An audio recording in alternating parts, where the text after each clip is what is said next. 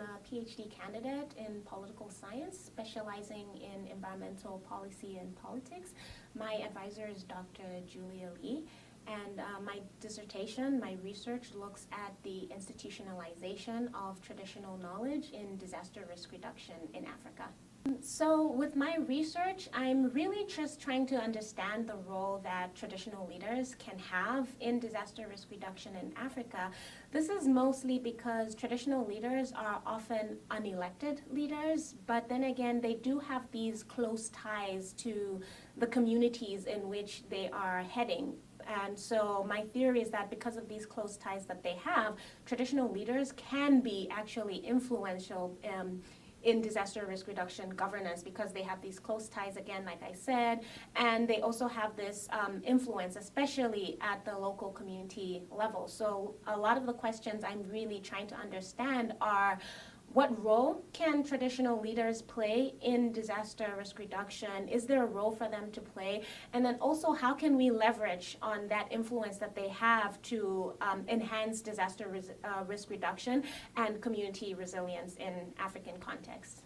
So my research does look at trust, which is very important, especially in democratic societies. It plays an important role in how citizens or community members, how they respond to policies, as well as how they respond to their actual leaders. Because, you know, when people trust their leaders, they're going to be more inclined to actually follow what their leaders say. And I have looked at some of the data. So part of my data does look at trust in traditional leaders as an institution, as well as trust in, for example, members of parliament as an institution. And what the data does show, so I use data from 2022, what this data does show is that trust on average is higher for traditional leaders than it is for members of parliament. So trust is higher for traditional leaders than it is for members of parliament. What this means is that people are more likely to listen to what their traditional leaders are going to say. And we can leverage on this in order to enhance our disaster risk reduction policies. So trust is a very important factor, and this can also help with disaster risk reduction policies. So what sparked my interest is really that growing frequency and intensity of natural disasters, particularly floods, particularly droughts. And of course, these have been made worsened by climate change. And what I did begin to realize, especially looking at disaster policy, climate policy, is that there's this gap in terms of the knowledge. So a lot of them are based on scientific knowledge. So there's not that incorporation of traditional knowledge in this. But one thing we also have to remember is that these traditional societies, they too have been dealing with disasters for a very long time. In as much as climate change is making them worse, they've been dealing with them, and they have their own traditional ways of handling disasters as they happen. So I began to notice that there's this gap. On the one hand, we're only applying scientific knowledge, but where is the traditional knowledge in all of this? So is there room for traditional knowledge? And then also, how can we use traditional knowledge as complementary to scientific knowledge? So it was just really that gap that I felt was not being filled. So I recently traveled to Africa to conduct my research. I went to Zambia in October 2024. I went to Zambia to attend the Environmental Protection Dialogue Conference, which is organized by the Center for Environmental Justice Zambia. So this is an NGO that looks at environmental issues and sustainability in Africa generally, although specific to Zambia, they do tend to have invited guests that are coming in from all across the continent. So at this conference, they do have what they call the Traditional Leaders Caucus, where they get traditional leaders to come together and discuss sustainability and environmental issues within their kingdoms, their chiefdoms. While I was there in Zambia, unfortunately, or fortunately, they did not have a Traditional Leaders Caucus this year, but they did have the traditional leaders sit down on a panel. And I was fortunate enough to actually meet and sit down with some of the traditional leaders and conduct what we would call these elite interviews. So it's interviews with very important people. I was able to sit down with them. I was able to talk to them about the disasters that are occurring in their different regions of Zambia, the different areas where they're leading. I was able to sit down with them and talk about what they're doing about the natural disasters, how they're being impacted by climate change, as well as also discuss a little bit about what they need and ways for them to perhaps work together with the government in order to have more resilient and sustainable communities. The traditional leaders, at least that I spoke to, they're willing to engage with the government, at least on this particular subject field.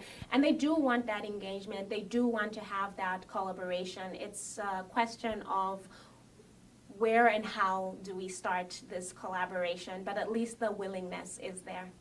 An eye-opening experience for me, I would say, is just realizing the depth of traditional knowledge that it has in disaster risk reduction. For example, I was talking to, during my interviews, one of the traditional leaders, she was telling me about these weather patterns and then some of the signs and symbols that they use, and actually knowing what they use to predict a type of disaster that's going to come. So in one of my interviews, one of the traditional leaders, she was talking about how they use locusts and dragonflies as predictors of disastrous events that are going to come. So in the instance, so when you, for example, when you see locusts spreading around in the area, this just means we have to prepare for a natural disaster. And that's not scientific knowledge. That is traditional knowledge that they've known, that has been passed down from generation to generation.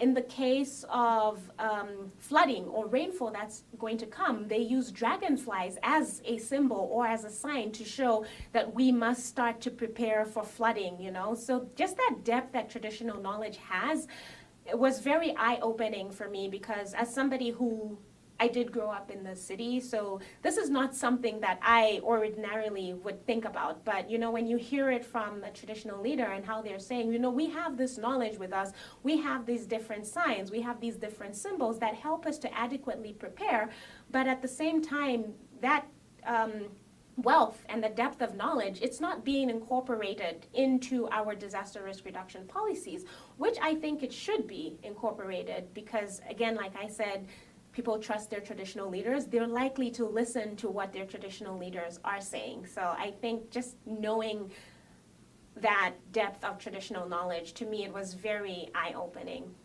One of the challenging aspects of my research, especially when it comes to traditional knowledge, is just how it's very context specific and how it's localized, you know? So in as much as we can have this traditional knowledge, we can have,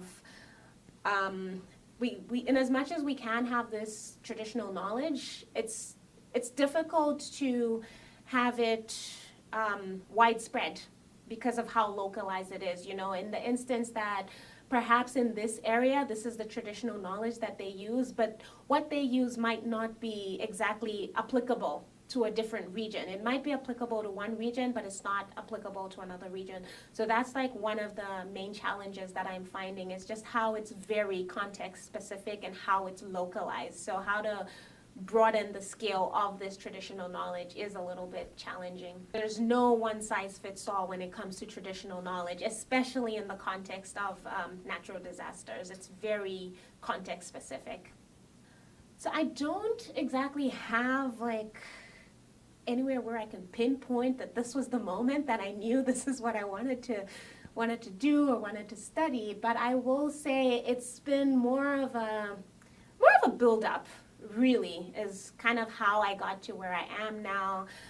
Specifically just starting with my master's that I did. I did a master's in diplomacy and international relations, but a lot of it, I did courses like in environmental law and policy, and that's what really sparked my interest in knowing more about the environment and sustainability issues. And then starting my PhD was just reading a lot, again, on these knowledge gaps and like just trying to figure out, oh, this scientific knowledge is here, but where is this traditional knowledge. So it was more or less just like a build up and reading and researching and discovering. There's just not that much that is being done or said, especially in the African context. You know, you do read about like traditional knowledge, indigenous communities in the USA and Latin America, but in Africa there's just not that much that's being researched on. There's not that much being said, and I feel like there's just a lot